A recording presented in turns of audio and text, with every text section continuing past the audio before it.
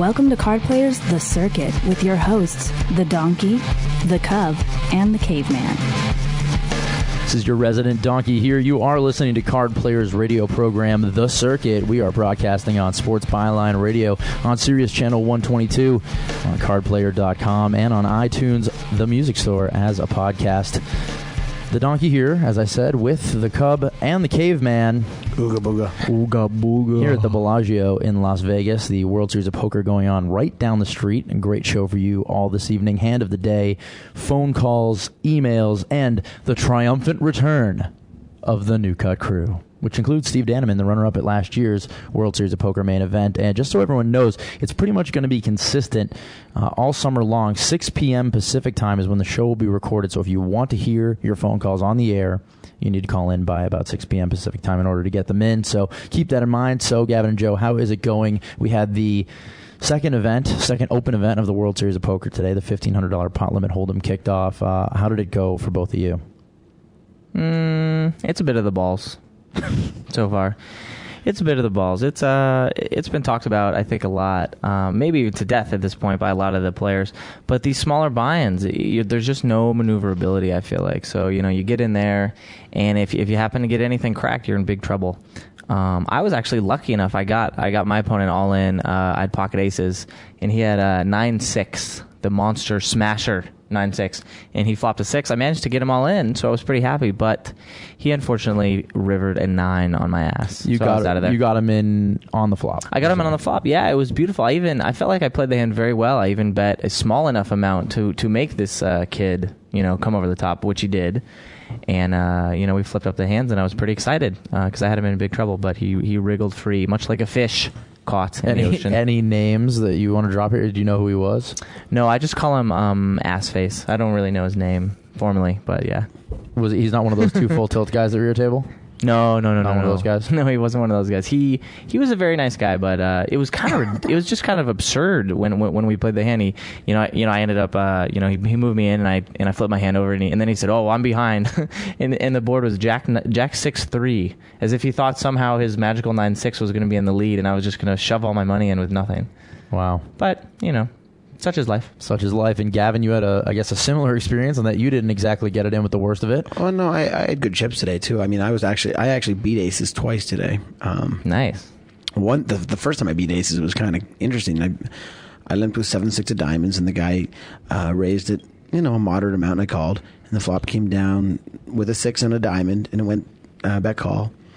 He bet small again, and then the turn he checked behind me when a diamond came off, and the river was a diamond, and I bet like something, and he moved it in. Wow. He moved in on me like for sure he was trapping me. I mean, I call, I have this in flush, and he smacks over his 2 aces like he had this monster, and he's like, well, I have a flush, and I still don't know what the fellow was thinking. But my last hand is kind of bit balls, but wow, a bit balls. But we're really dropping the ball tonight, ladies and gentlemen. It bit balls. I got my money in a pretty big pot. I had ace-9. The flop was 9-7-6, and the guy had queen-7, and we got it all in. The guy turned to queen.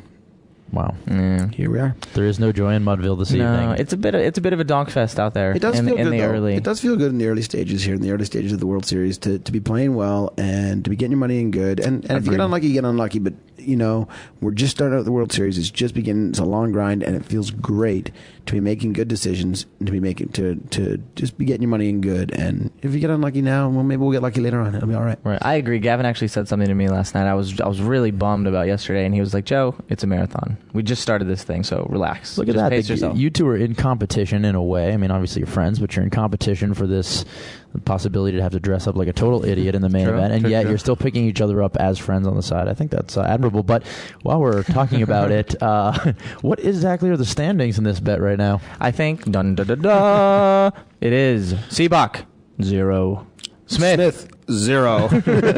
Right now it's a stalemate. It's neck and neck. It's getting more intense with every passing day, so stay tuned. This may be the first time this has happened, but I get a chance to hang out with you guys pretty much whenever I want. I can just come, knock on the door and hey Sebok, how's it going? Yeah, you want a fruit basket? We'll chat it over. We'll watch a little TV. I love your fruit basket. Or when I show up to Gavin's, hey, I got a nut cake here, Gavin. You want to hang out? I love your nut cakes. Exactly. But yet I can always do this, but I actually have a question that I'm interested in asking that I didn't plan before, which is how is it that you guys step out into these fields? Like you said, it's a bit of a donk fest out there, eh? And you look at this field, it's 3,000 people on the first day. How do you still wake up and convince yourself when you step into that arena with that many people, I can win this thing? I still have an edge. I mean, it just seems so daunting. You know, where do you get that? I don't know what it is. Is it just reckless ego? Is it real faith in your game? And where does it come from? It's a little bit of both, but the bottom line is that your edge is your edge, regardless if it's a 3-person field or a 3,000-person field. The difference is that you'll win the 3-person field more frequently than you will the 3,000. But when you win the 3,000, you'll win a whole lot more money than you will when you win the 3-person. And it's just, you just have to accept the fact that you're not going to win it as often, but when you do, it's going to be very rewarding financially. Right. And it's also, I mean, you're just playing your table. So, I personally don't get daunted by 3,000, 4,000, 5,000, because you just have to beat them 9 or 10 at a time. So I don't even let that enter into my head. And, you know, we're used to it. We like competing. I love competing. You know, I love getting out there and playing poker with people. And every time that I get my chips in the middle in a hand like I did today, it just makes me more fired up to come back tomorrow, because I know people are going to keep making mistakes. They're going to keep giving me opportunities to take their chips. It doesn't always work out for the best for you, but just knowing that you're going to have the opportunity, fires me up and sort of gets me out of bed. Do you feel like when you step in there, it's 8,000 people in the main event, that there's a difference between admitting the fact that that everyone's a long shot and still knowing that you can win? I mean, where do you find that difference? I mean, where do you define that line where you say, well, because you hear a lot of people, I'm still a long shot, it's a crapshoot, blah, blah, blah. Well, why do you have any better of a chance if you're complaining that it's a crapshoot in these big events? And I'm not saying you guys do, because I really haven't had that term come out of your mouth, but I have heard it from a lot of players who feel like, oh, this is a crapshoot. This is just whatever. Then why show up to the World Series other than, the obvious point that you've made, which is huge prize money, and it can't be denied. Well, it's, I think the thing that makes me think crapshoot is just the lower starting stacks that we're getting started with. But, I still feel, like I'm one of the better players. I still like competing. It's still fun. It's not so daunting. I don't necessarily think, every day, Jesus, I don't think I can win this thing. I just sit down and try to play well. I just play my game. The hours slowly go by, and hopefully suddenly, there's 100 players left, and then there's 50, and then there's 20. And the whole while, you haven't been so concerned with that fact. But then suddenly you're at the final table just from sitting there and playing good poker, hopefully, for a couple of days. I'm less of a believer in it being a crapshoot, too. I'm a big believer that, yes, you do have to win a few hands early. But the thing about the World Series that makes it such a great event is when it matters, there's a ton of play. The World Poker Tour, when it matters, the blinds are 1 in 200,000, and that's a crapshoot. Right. But here at the World Series, now they're down there playing, there's 14 people left, and there's a ton of play. Now you're going to actually let the cream rise to the top. And, I'm willing to give a little up early to get it back late. Right. You mentioned that yesterday. You said, I said, well, here's this list of players, and I started laughing because it was like Joe Walrus and Jimmy snack of muffins, and exactly. And you're going, well, at the end, I bet you're going to see some names, and now we do. Carlos Mortensen, Devilfish. Who else have we seen that's still up there? Jen Harmon. Yep. See, so Gavin, once again, a clairvoyant being. Now it is time for some World Series of Poker news. World Series of Poker news. We need a new slogan. It's the balls. It's the nuts. Like we said, the 2006 World Series of Poker event number 3, $1,500 pot limit hold'em kicked off today. But last year it was the total entrants were 1,071 and a total prize pool of 1,477,980. And Tom Worthman took it down, $369,535. And Lane Flack took second. Do we know if Lane's still in since I made that bold prediction? No, Lane was out. Quite early. And Gavin Smith took 10th place in that event, pocketing $16,260. So Gavin Smith made a final table there. Beautiful. Last year. Can we just discuss briefly the sort of the difference between pot limit and no limit? Do you think that there's any difference in the way your style caters to that game versus no limit? And explain maybe some of the things you used to achieve success there last year. Well, I kind of employ a pretty similar strategy. I think the biggest difference between the two is that people can't move me out of a pot as easily in pot limit as they can in no limit. They kind of have to let me see flops, and they kind of have to play after the flop with me. So I think that actually is better for better players. I think anything that increases post-flop play as opposed to pre-flop play increases the skill factor in the tournament. So I kind of like pot limit, and it really suits my style. I can see a lot of flops. I can gamble a lot with these people, and I can trust my reads after the flop and go with it then. And people can't just like move all in on me pre-flop and shut me out. So, are you guys proponents of these tournaments that they mentioned where they say, well, maybe we could start it as pre-flop pot limit and then no limit after the flop? Do you guys have any interest in playing tournaments that would employ that type of structure? I like how they switch it up. How this is pot limit, tomorrow's no limit. I actually like the continuity of running a tournament all the way through. The only thing that I don't like, and I just wrote about this today, was just, and Gavin and I disagree a little bit about this, is the early starting stacks are just so frustrating because there's no play. If you pick up a hand and you get snapped off, or if you open a couple times and then you're not able to win that hand, you're just in dire straits. I mean, you're down immediately to like 800 chips, and then the next hand you play almost has to be all in. Right. You had mentioned that, but what is it about the World Series this year that's sort of now? Well, the thing that's really frustrating me is last year there were a lot more of the bigger binds. There were more 5,000s. There were more 3,000s. So you had a lot of chips. In a lot of these events. This year they've actually curtailed a lot of those, and there's a lot more of the 1,500s, which drive me out of my freaking mind. For all the reasons that I was saying, I would much rather play 5,000 events than 1,500 events. I just feel like there's so much more play when you have more starting chips, and at least I feel like I have a much bigger advantage when I can absorb some hits and I can get in there and take a few chances early, which I really don't feel like I can do right now. Gavin? I'm okay with it. I'm okay with the fact that they're making more events that more lovers of the game can play in these events instead of blocking it out for the elite. So allowing like everybody to sort of set their work schedule around a time that they can come down and play a World Series of Poker event. I think that's pretty cool. That's something that the Bear was mentioning, was keeping it as a big, I think basically we're professionals at this game, and we have to learn to adjust no matter what the circumstances are. I mean, and if it means you have to be able to play a good short stack strategy early on, which is what you have to do. Well, we're professionals. Damn it, we should be able to do that. So we do that, and then we get a little bit of play afterwards. And then when it really matters, we get a lot of play. But I'm okay with it. I like the fact that the World Series sticks with their dollar for dollar thing, and of course I prefer tournaments where I get more chips because I can goof off more. But those tournaments that I don't get more chips, well, it's up to me to figure out a way to get there. All right. Well, good luck tomorrow in another $1,500 event, the limit event tomorrow. A couple of quick notes here before we move on to hand of the day. Wendine Eolis cashed yesterday, and 20 years ago, she was the first woman ever to cash in a World Series of Poker event. So Wendine has come full circle, and congratulations to her. And Phil Hellmuth yesterday set the record for World Series of Poker cashes. Hellmuth set the record with 49. Didn't he previously tied with? No, he was previously tied with Barry Johnston and TJ Cloutier with 48 cashes. If you want to hear a little bit more about how we feel about Phil Hellmuth's cashes, no, but I believe he tied men win. I believe they were all tied. I believe men win has 49. Phil Hellmuth was walking around telling everybody he did, so I'm going to believe him for now. I'm pretty sure I read it today that he tied men win at 49. Dissension. We'll have the intern check on that. We'll be back tomorrow to let you know. Right now, on to Hand of the Day. Nice hand, sir. It was entitled A Correct Call by Mortensen. You can check out all of the logs, live updates logs on cardplayer.com. The closest you will get to live action to the World Series of Poker. A Correct Call by Mortensen, it's called. Carlos Mortensen is the blinds are 200 and 400 with a 50 ante. Mortensen is under the gun and raises to 1,800. A player in middle position calls. The flop comes down 8 of hearts, 5 of spades, 4 of diamonds, and Mortensen checks. His opponent bets 1,000 and Mortensen calls. The turn is a 3 of hearts, and again Mortensen checks, and his opponent bets 1,000. Mortensen calls. The river is a jack of diamonds. This time Mortensen bets out 600, and his opponent calls. Mortensen shows ace of clubs, 4 of clubs, and his opponent flips over ace of hearts, 10 of hearts. Mortensen wins the pot with a pair of 4s. Mortensen is now sitting on 30,000 in chips at the time when this came out. The fours took a day on.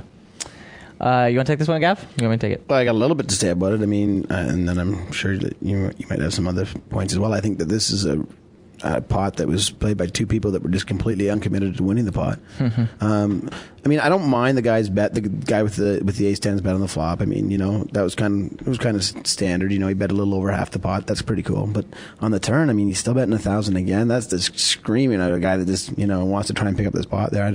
And I'm kind of surprised that Carlos didn't just raise him there and take it. Right. And then the bet on the river by Carlos, I think, is atrocious. I mean, that's just if that doesn't reek of a defensive bet, I don't know what does. And if that guy with the ace 10 doesn't raise there, he just doesn't want to win this poker tournament, as far as I'm concerned. I mean, I think it's ridiculous.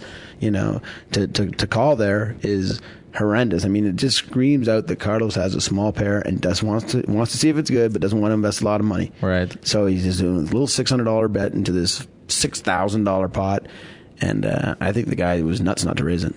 Yeah, I'm assuming that he was playing against probably somebody that doesn't play that often. Making the same, but he bet 1,000 on the flop without. I mean, you don't do things like that. I think the pot on the turn would have been 1, 2, 3, about 4,000, and he still only bets a quarter of the pot. It's just begging to get killed. The one thing I was surprised about was that Carlos brought it in and then didn't bet on the flop. I mean, he's got the chip lead. He's rocking it, and he wasn't able to do it. But other than that, I agree with everything Gavin said. It seemed like nobody really wanted to take control and win the hand. All right, we're going to run and sell some stuff for Full Tilt. When we get back, your phone calls for us on the circuit. I'm Howard Lederer. At Full Tilt Poker, we believe in two things: that a poker table with a short leg is irritating, and that you should learn poker from the best. So here's a tip. A tough poker game is like real estate. The three most important factors in deciding how much to raise are location, location, location. Are you in early position, on the button, or in the big blind? Learn why position matters at Full Tilt Poker. Learn, chat, and play with me and some of the best poker pros in the world. FullTiltPoker.com. Log on today. Hey, this is Lane Plack, and you're listening to The Circuit. Welcome back to the Circuit Radio Jump Off. We are broadcasting on Sports Byline Radio on Sirius Channel 122, on cardplayer.com, and on iTunes as a podcast here at the beautiful Bellagio Resort Casino in Las Vegas. Scott Huff, Gavin Smith, and Joe Sebok. Apparently you want to talk to us. Phone calls right now, Danny. Take it away. Hey, first off, I love your guys' show. I listen to it every day while I'm working on my iPod, and it's really a blast. My questions for Joe or Gavin or both. I listened the other day and heard Howard Lederer talking on a show about how after the river, he always bets. If he's going to bet, he always bets between 60 to 70% of the pot, whether he's bluffing or he's got it. And he says it that way. It disguises what he's got. I was kind of wanting to know how you guys handle that after the flop, after the turn, and after the river. If you have a set rule on percentage of the pot that you bet, or if you mix it up, or what do you suggest? Thanks. Bye. Thank you.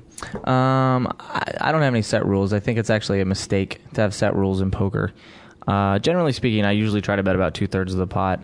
But actually on the river, many a time I will overbet the pot. And if I know somebody's chomping at the bit and looking to snap off a bluff and I have a big hand, I'll overbet the pot, and people end up calling because of that. So I don't necessarily agree with the 60 to 70%. It really depends on the hand, depends on the situation, how it went down, who you're playing is really, the most important thing. A lot of times you can get more money from people that don't play as much. If I'm sitting with Howard, since you actually brought him up, I'll be a little more aware of what I'm doing. I can't get him to call a huge overbet a lot of the time because he's going to know what's going on.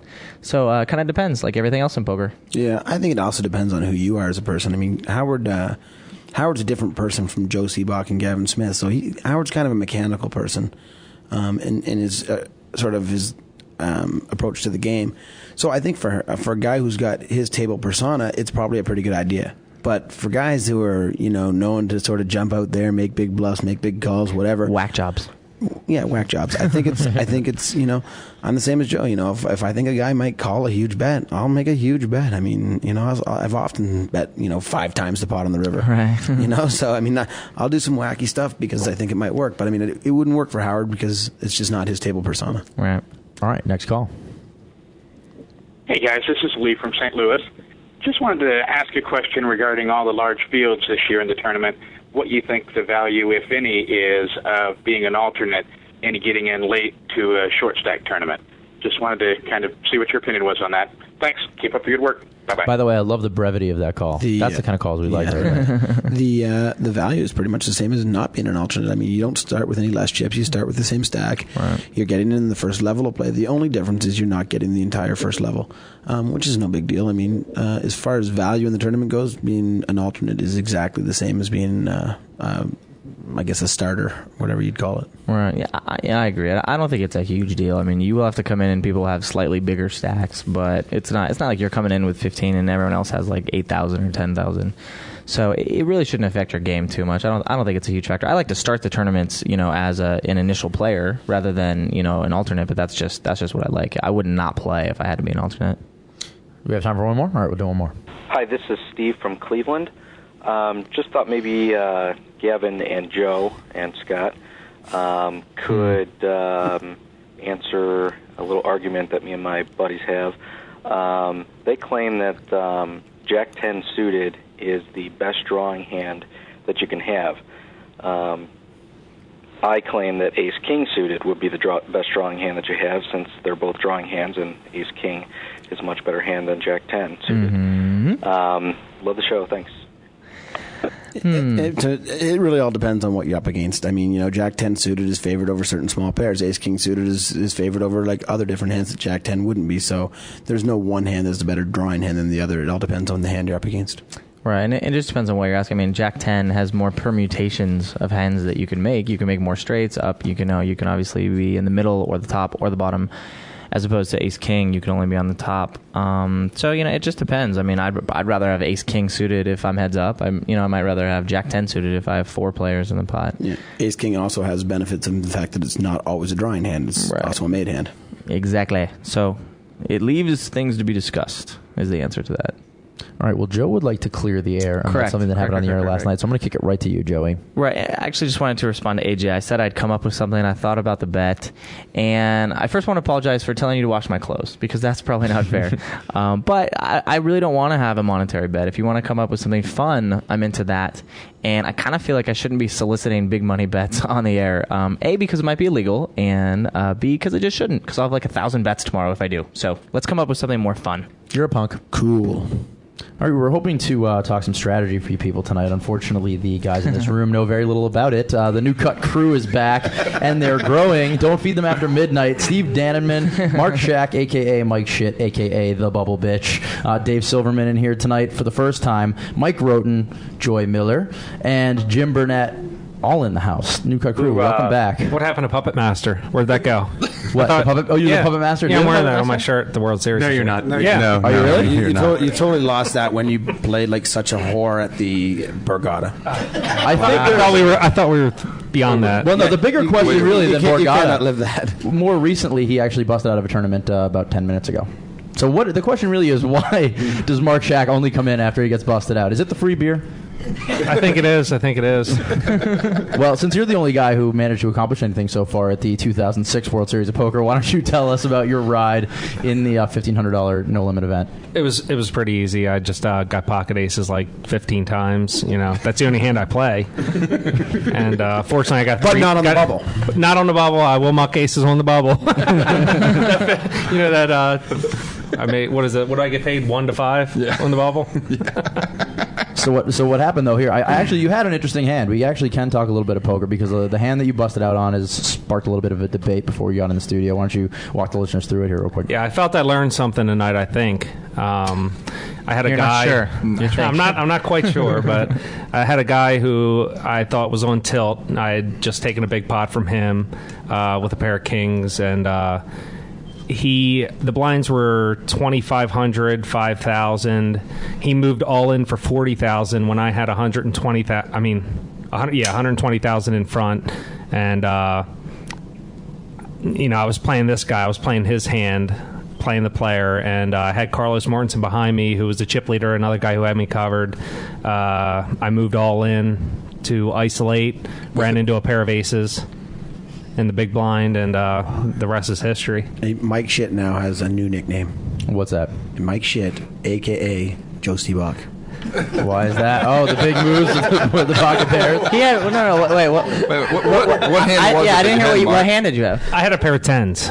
No, that is much better than a hand I would do that with. I normally do that with 8s or less. I might have made the same move with 8s. I mean, I didn't have the guy on a big hand. I really didn't. I thought he had 3 outs. I wanted to push Mortensen out. I thought if I smooth call for 40,000 that he would call.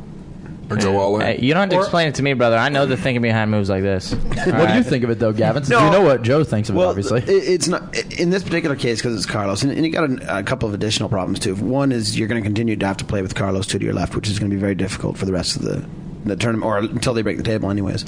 But the problem here is Carlos is very capable with the hand like, say, Ace Jack or even Ace 10 or Ace Queen or whatever. If Mark were to smooth call and Carlos were to have a hand that he thought might not be as good as Mark's, but is probably better than the first guy, Carlos is very capable and quite likely just to shove all in there and get Mark to throw it away a better hand. So I don't really like the idea of calling. So now you got it down to the other two options. All in is not a bad option, but again, folding is not a bad option. I mean, the blinds are only 2,500, 5,000. The guy opened for 8 times the big blind. If you've been having any kind of a dominant table image, or if you've been picking up more than your fair share of blinds and antes, then folding isn't a bad thing because you can continue to chip up along the way. It's kind of the similar situation that Joe had, where the difference between having 120,000 in chips and 170,000, which is what he's going to have if he wins the pot, probably doesn't increase his chances of winning the tournament all that much. You know, you're probably increasing your chances by maybe 1 or 2%, and so I think the two decisions there are probably between folding and raising, and I think probably they're pretty close. You know, I don't think moving all in is a bad thing, and I don't think folding is a bad thing, but I think flat calling is terrible because Carlos is just too aggressive a guy to give him the chance to make you throw away the best hand in order to let him get dead money in the pot. So you ran into days. That's pretty unlucky. And you seemed like you were a little bit steamed, like we said when you walked in. You certainly weren't happy. So we're going to pick on you a little bit more. So that's what we do here. This is the circuit. Kicks you while you're down. Why don't we talk a little bit about your bubble play? Has it improved at all since you came on the circuit? It's unbelievable. Really? My bubble play, that's where I shine now. Really? Thanks to Gavin Smith. You know, the Bubble beating I took at the Borgata, that taught me a lesson. So now I raise like 7 out of 10 times on the bubble now. Nice. Every time 3 people fold, I raise. That's I'm not my quite new sure where I'm strategy. letting him answer. Steve, what do you think of his bubble play now? I think it's dramatically improved. I think the first goal at the Borgata was for him to, bust his cherry. So he cashed in the main event, and now he's like, I'm just going for the win. I know if I just trickle in the money, it's not a big deal. I just want to go for the win and make final tables. So Mark's play has dramatically, improved in the past 4, 5, 6 months. I feel like we gave the New Cut crew Valium when they walked in here or something. What happened? What happened to the New Cut crew that I know because we're talking way too much poker. 2 minutes before we turned on the mics, it was like pinballs on crack bouncing around. You know what I mean? Now we're like bubble play very seriously. Well, I think his game's improved, and his family as well. His grandfather's a great man. Wait, what was that? That's a little bit boring. Well, let's get your early impressions. Any of you guys can jump in here and tell us your early impressions of the 2006 World Series. I mean, obviously, that was your first one last year, right, Steve? Yes, it was. Your first one. How are you feeling now? You came back. You're a vet, a sophomore, if you will. I'm feeling pretty good. I mean, geez, just to go in the center yesterday with 2,700 people in this event. Mark comes in 32nd is quite impressive. But just the amount of people, it's like just reliving last July all over again. It's like, wow, all of these people. It's just it's amazing. The only difference is now they all know who the hell you are. They do, and it's like it takes 25 minutes to walk down the hall. Really? 200 feet. It's like, can I have your picture? Can I have your autograph? I want to shake your hand. Let me shake your hand again. And it's a really good feeling. And you can't go any place in the casino except your own room without someone coming up to you. How about the bathroom? Any bathroom accommodations? Yeah, definitely. As soon as they finish up at the urinal, they want to shake your hand. Really? Yeah. Nice. No thanks. How do you deal with that one? I said that earlier. There was a guy standing out every time a pro walked out. Hey man, how you doing? Did you just take a leak here? Did you want to get some of your aura? Awesome. Wow. Did you say trying to get some of your aura? Yeah. So that is happy to probably reach the out to grossest talk thing to the ever. guy. That's my point. Yeah, absolutely. No, I It's agree with you. frightening. It's Yeah, very yeah. scary. It's much I better. actually came into the bathroom and just peed on that guy. I just cut out the middleman at the point. You know what I mean? But it's been fun. Even the people that are running the tournament, all the dealers and the tournament directors and so, they've all come up to me. Hey, great job. We would have, we really wanted you to win and so forth. But did you tip them well? Is that why? I think I was the only person who tipped them at the final table. No way. Wow. Really? Yeah. No. Yeah, there was Is that commonplace? Well, it is kind of commonplace because they do take an awful lot of money out of the prize pool for tips. I mean, it's not like 6%, yeah. it's not like nobody tipped them. It's just that nobody gave them extra gratuities. Right. And it's great that Steve did, but I don't really think it should be expected. I don't think you should knock people for not doing it. It's like the situation where you have a party of 6 or more at a restaurant. They're like, here, it's 18% already. So then you don't necessarily. It's like just because I hang out with more people than you, I have to pay more money. Right. But it is expected though. But what is the extra tip? The extra tip. It is expected. Yes. But you know what? I would do it 10 times over. It's just good karma. Yeah, it's very good karma, and I was agree. excited. Yeah. Difference between third and second place is $2 million. So. Yeah. what's an extra $40,000? I appreciate the tip you gave me. That was awesome. Was it? He gave me a nice, like $100,000. Wear better shirts. Yeah. Dude, my shirts are great. If we're gonna go to a shirt discussion, all right, I need to have it's on. Okay? Yeah, I wasn't Let's a finish sellout this up this year. and then it's on. Yeah, I wasn't a sellout. I'm wearing my own shirts with financialace.com. Now, Steve, I've heard a rumor going around that you are going to be part starting next week of a house going on. Is that not true? That's not true. I haven't been a part of that. How did that name come up that you were involved? I'm not sure. About 3 people have asked me. You're about involved that. in a house? What does that mean? There's a reality show. The mansion. The mansion. Oh, right. No, they haven't come through on that. I don't know what's going on with that. Oh, it may be falling through? Yeah, maybe so. But if it doesn't fall through, are you going to be in it? I would be in it for the right price. The most cryptic conversation ever. No one knows is included. You can continue the AB conversation. There's talk of a bunch of poker players getting together in a house and doing some sort of a reality show where they're going to play like a freeze Action Junkies. I heard about stuff this, like right? this. Right. And there was a rumor floating that Steve Dannenmann was going to be one of the people in the house. I was intending to be in there, but they wanted me to hang out with these guys for 2 weeks, and they'd be asking you to sign stuff every day. Well, it wasn't really that. It's like, well, Steve, you'll have to pay for your own cab fare, and you'll have to pay to be part of this house. I'm like, whoa, wait a minute. You don't have any no names in the house right now, so you're going to have to pay me a little something, pay some entry fees for tournaments for me to be a part of this house. I mean, where do I come out ahead in this? And right. So they didn't really like that too much, so I think I'm out of that group. But we'll see. That's the end of Action Junkies for Steve Dannenmann. Well, I want to know. I feel like we're leaving out we're leaving out Dave over there. Dave, why do you hang out with these guys without being paid for it? How do you fit into the New Cut crew? Oh no! I definitely don't get paid. I pay for them. Oh, really? It's the other way around. You dump a lot of money in the home game, or what? I'm a total donkey. Big donkey. No, Dave actually came in 201st at the World Series main event last year. Oh, really? Nice. Wow. And in fact, 3 of the guys from the New Cut crew that entered the main event last year cashed. 3 out of 3. Impressive. So we have 7 guys coming in this year, and we're hoping that 7 out of 7, and maybe one will make the final table again.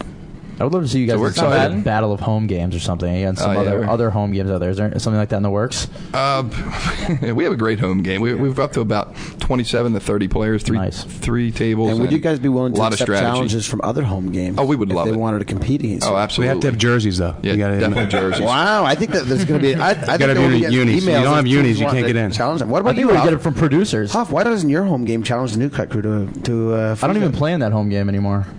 Oh, since we're tight. Our home game is so tight. I mean, it's just people just emailing me like crazy just to get into the home game, and it's it's definitely invite only, and got to vote on it and things like that. It's like wow, it's like tough. A frat. I think I'm going to lose $100,000 in royalties at least here, but I think that would be a great show. Like the New Cut crew takes on the world, and you guys just go to the home game and crush their dreams and take their money. I mean, we're willing to take. So if you're listening, call my cell phone number is 555 something, and we'll discuss a deal. We're willing to take I'll on broker it for top you guys. 10 pros in the home game. I mean, you want to take on pros? Yeah, we can take the pros on. Yeah. Wow. I mean, we can do it. I mean, you said you were going to make that trip, Gavin. You never did. We're very disappointed. No, I'm still planning on it. Okay, when? He's coming in September. I mean, for the charity tournament. For the here. It's going to be a while. The Pennsylvania charity tournament. I'll be there, man. Hey, come on, man. He's there. He's in. Don't dog me, man. I'm sorry. I told you the truth. He can't find a better game anyplace else. Sorry, I called it like it was, man. Just you don't have to dog me for it, man. You played like a bitch. You played like a bitch. Not my fault. Money, right, Steve? I think you should take on their home game. You'll be the first person in the New Cut crew takes on the world. ABC this fall. Steve Dannenmann, you're coming back obviously to the main event as the runner-up, and as you said, well, first of all, I want to know how have things changed aside from obviously like autographing, girls' chests and whatnot, shaking guys' hands that have pee on them. How has it changed for you now as far as actual play is concerned when you get out there and take on these guys that are obviously gunning for you? Yeah, a lot more guys are gunning for me at the table with less than adequate hands. I got to really pay attention more at the table what these guys are doing and if they're donks or not. At the World Series before, it's like, I was part of the donk crew. And now, I've just got to kind of sidestep and watch these guys. My game has improved dramatically since then in the past, 6, 7, 8 months. So I'm ready for the World Series, and it's going to be a fun time. It's just, I hope I can stay with my same strategy that I had before, just playing really tight and just observe everybody at the table itself. Well, we have an email here actually asking something along those lines. Someone asking about your notes. It says, it's Ronit from Chicago. Says, Steve, I'd like to know if you're still using the notes that you pulled out of your pockets in the last table in the World Series, and if it helps you like it helped you then. I am still using notes. In fact, I've typed them up and laminated them, and I'm pulling out right here. Pocket now. Okay. Let's hear some of Steve's notes. These could be good for our listeners. Gavin the card. Go ahead, Gavin. Remember, have fun. There's nothing to lose. Just millions of dollars at the final table. Oh, wait, he didn't add that last part. I did. Observe other players. Because that's fairly basic. That's pretty good. It's fairly basic. Patience. Play tight. Got to have patience. Like he did in that hand where he decided to make that huge move on Howard Lederer. That was pretty tight. You know, the fun thing about that is, let's go back to Mark the other night. You know, watching Mark, and he's at the table, and I'm observing Mark, and he's looking at his hand before it's actually on him. And I go over to him, Mark. I said, Mark, you're looking at your hand before it's actually on you, and you're giving your hand away because he's like, the way he's holding his hand, whether he's going to throw it away or save it. And he's like, man, you're absolutely right. You know, you probably saved me 30, 40 spots or more in this tournament. And you always have to focus. And that's not on the card. Well, don't the part look at your of cards, look at actions on you. But that card, I review every 2 hours, right after each level, and you just have to continually stay focused. Because one time, I mean, like I saw some guy raise up all of his chips for $40,000 tonight. Another guy goes all in for $120,000 with pocket tens, and then the big blind calls him with aces. Oh, that was Mark Shep. Idiot. Idiot. But you know, normally you wouldn't normally do that because the pot, like Gavin said, you only have a 1 or 2% chance more of moving up the scale with that extra $40,000.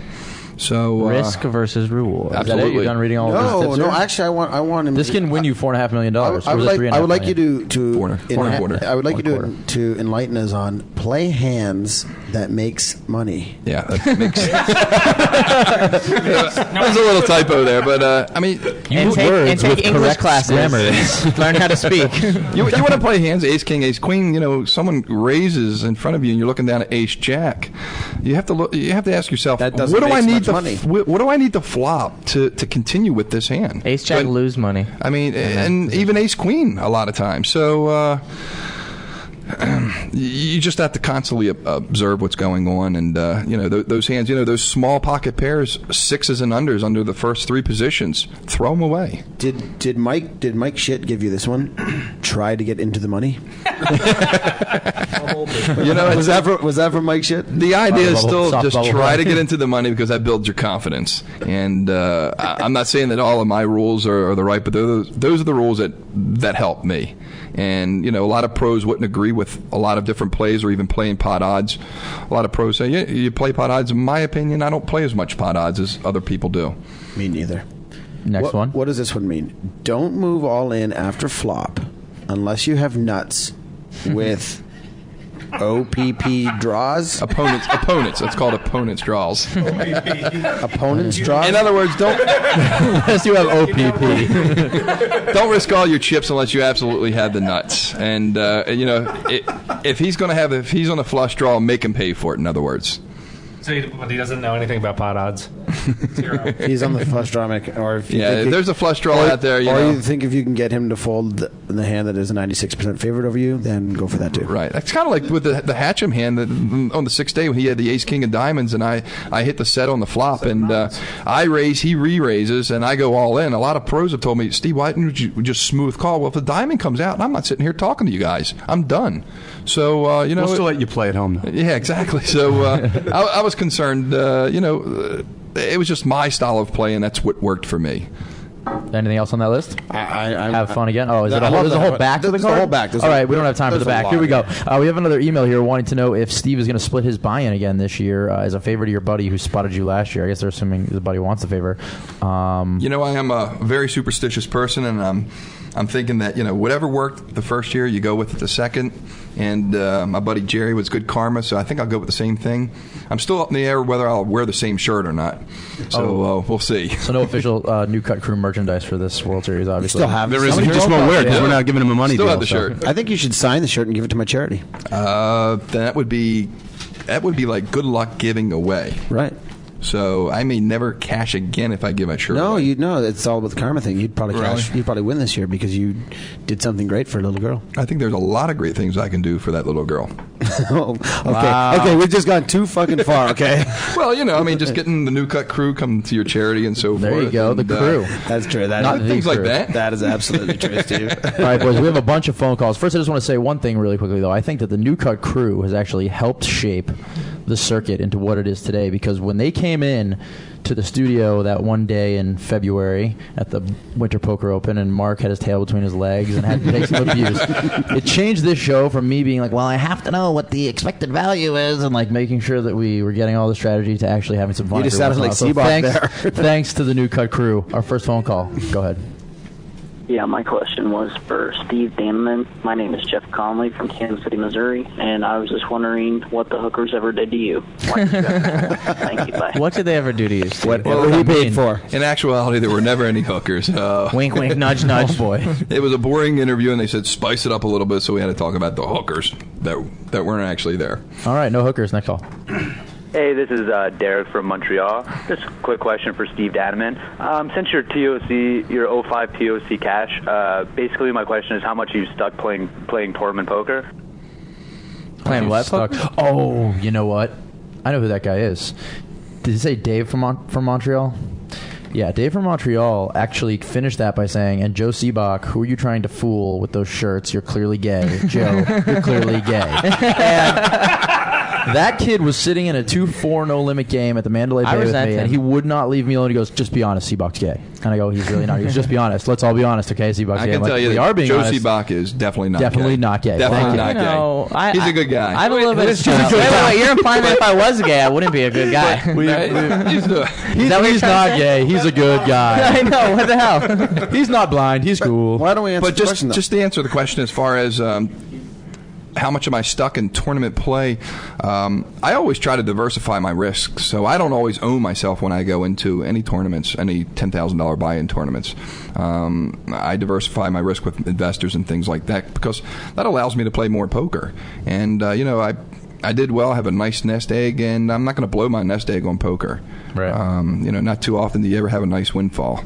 So I use that, invest it wisely, and the profits from that, I play tournament play. But I pick 6 to 8 different main events per year, and I'm going to play maybe 10 different tournaments at the World Series. If I do well, maybe I'll extend that. This may be the first person ever to come on the show to actually talk correctly about possible bankroll management, like actually going out there and investing a $4.5 million Steve's win. an accountant, my God. He's an accountant. Yeah, that's true. But the other thing, known as the most risky guys. There was what I didn't have at the World Series of Poker is skill, but what I did have is risk management skills, and I applied business principles and risk management at the table, and that's why I think I did so well there. All right, let's take the next phone call. We have time for more. And I'm not gay. This is Adrian from Florida, and my question was mostly for Steve, Gavin, and Joe. I know you guys mostly play 10,000 buy-in events where the starting chips are usually 10, 20, and even 50,000 in starting chips. Do you find yourself making any conscious efforts to play differently than you would in a deep stack event? And if so, what are some of those strategies that you guys have seen in the first few days and that you're going to try to employ for the rest of the series? Thank you. Well, actually, in the main events, because you have so many more chips, you can actually play poker. And these $1,500 buy-ins and $2,000 buy-ins, it's really a donkey fest. I mean, you have enough chips for 2 hands. That's pretty much it. And you just better hope that you're going to be lucky. Once you get the 5,000 or 6,000 in chips and the blinds are 5,100, you can play actual poker at that point. But other than that, it's really just a crapshoot. Yeah, it's really. I actually just wrote about this today. It's exactly that. I feel like the tournament, the 1,500 buy-ins don't really start until you get 5,000 chips. So when you sit down, I just try to get lucky. I don't even think about it until I get to 5,000. I don't even consider that I have a shot. And you can't even be upset with yourself with a wrong decision before you get to 6,000 because you have to just get risky and try to get to that point. Otherwise, you're just wasting your time. There's no wrong decision. So there's no wrong decision. I shouldn't have been crying then last night. That was wrong. Well, crying's okay, but we're gonna mock you, and someone will call in and call you gay. Cool. So I just want you to be aware of that. All right, we have one more. All right, so I'll give you back the monogram Joe Sebok handkerchief. I want it back, goddammit. I think Dave might have the best radio voice. I was like, where's that coming from? Lord, what have I done, Lord? He's like, by the way, you should make sure you buy the proper amount. Make sure you pay the taxes on the money that they give you, or the IRS is going to come find you. What? He comes down and he's like, Sebok is gay. I want you all to know. Haven't you ever seen the shirts? It's obvious. All right, let's take the next call. Hi, this is Kimberly from Annapolis, Maryland. Oh, she sounds cute. I'll be in Vegas during I'll pick you up. the final week of the main event. How can I get a seat to watch the final table? And Steve, are you available? Whoa! So how much did you pay for that phone call? So, Kimberly, you can just I think it was email me at steve@financialace.com. Was that Joy? Was that Joy? Wait, play a little clip of that back. Play a clip of that back real quick. I want to know if that was Joy Miller. Play it back. Play it back. Hi, this is Kimberly from Minneapolis. Definitely not. That's clearly Kimberly from Minneapolis. Yeah.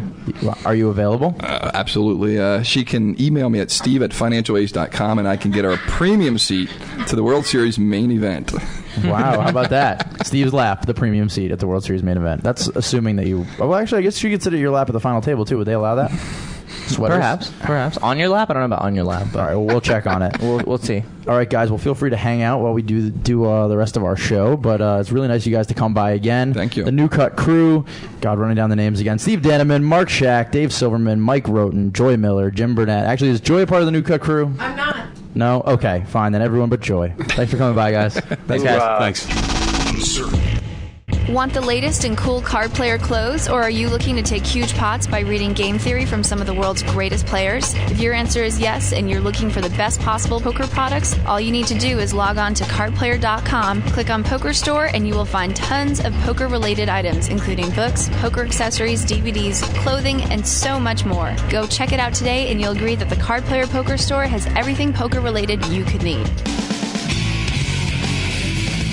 Welcome back to the Circuit Radio Extravaganza. We are broadcasting on Sports Byline Radio on Sirius Channel 122, cardplayer.com, and iTunes as a podcast. Steve Dannenmann has decided to stick around. The New Cut crew is lurking around somewhere, imbibing. I think lurking is the operative word. Yeah, absolutely. Yeah. Steve, what did you want to tell the folks at home? Well, I have a website called financialace.com. It's I've got different pictures and different blogs on there about different poker tournaments that I've been in, and soon to post my notes to help out everyone who wants to go into the main event and other poker tournaments. So I will be soon showing my notes on my website at financialace.com. Oh, that's awesome. All right. So I like it. And you'll still do people's taxes as well, right? I'll still do people's taxes, and I get a lot of people ask me, show me the notes, let me see the notes, where can I get the notes at? And they're just basic notes, but they've helped me out a lot, and I think they'll help out a lot of other people as well. Here's a question. Are you doing more poker players' taxes now that you've got more into poker and they know that you handle that stuff? No, I'm pretty much maxed out in the taxes. I have like 2,000 clients now, and it's just a lot of taxes that I do. So I barely have time to even work as much because of poker and the different little gigs that I do. Gotcha. Because of poker, but I still love my day job. I'm not leaving my day job unless I win the main event this year. And then it's goodbye, day job. Then I'm gone. All right, check it out at www.financialace.com. All right, we'd like to thank our guests tonight, the New Cut crew, Steve Dannenmann, Mark Shack, Dave Silverman, Mike Roten, Jim Burnett, and we'll thank Joy Miller for hanging around, too. We'll be back tomorrow with more Circuit from the Bellagio in Las Vegas, Nevada, your best source for everything poker. Good night, everyone. Good night. Circuit.